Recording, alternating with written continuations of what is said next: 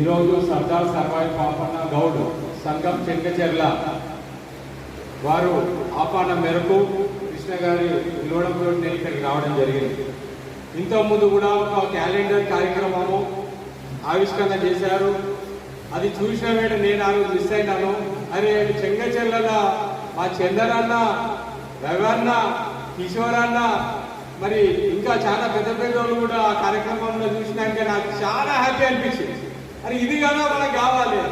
యువతరం ఇట్లా ముందుకు వచ్చి వాళ్ళు దాదాపు 50 ఏళ్ళ నుంచి వాళ్ళు సేవలు అందిస్తున్న పెద్ద మనుషులు వాళ్ళు ముందు పెట్టుకుని ఒక క్యాలెండర్ కార్యక్రమం తీసుకొచ్చిందంటే ఇది కదా ఇన్స్పిరేషన్. నాకు మళ్ళా అలాంటి కార్యక్రమం ఎప్పుడు వస్తుందో అని ఎదురు చూస్తున్నా. నేను గంటలర నుంచి వెయిట్ చేస్తున్నా. 10:30 టైం అంటే నాకు ఇంతసేపు కూర్చోబెట్టిందంటే ఆ కార్యక్రమం. మరి ఈరోజు పెద్దలందరూ కూడా రావడము, మా వేపులన్న రావడం, ఇల్లుగడ్డి విజయన్న రావడం, మరి మాజీ అధ్యక్షులు శంకరన్న, సోమన్న, దినేష్, ఇలా చాలా మంది కూడా వచ్చింది ఈ కార్యక్రమానికి. మనం నెక్స్ట్ కార్యక్రమము మళ్ళీ ఇంకో మంచి కార్యక్రమం తీసుకున్నారు.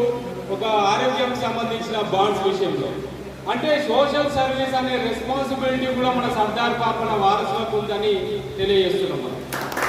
రాజకీయమే కాదు, సమాజ సేవ పట్ల కూడా మనం దృష్టిలో ఉన్నాము. ఈ రోజు ఎవరు చనిపోయినా వారి కుటుంబానికి ఈ ఆర్థిక సహాయము చాలా హెల్ప్ఫుల్ గా ఉంటుంది అని చెప్పి కూడా నేను భావిస్తున్నాను.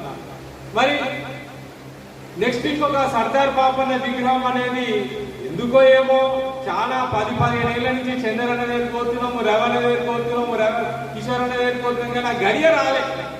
అది ఇప్పుడు వచ్చిందనే నేను అనుకుంటున్నాను. ఏదంటే గడియ రావాలి.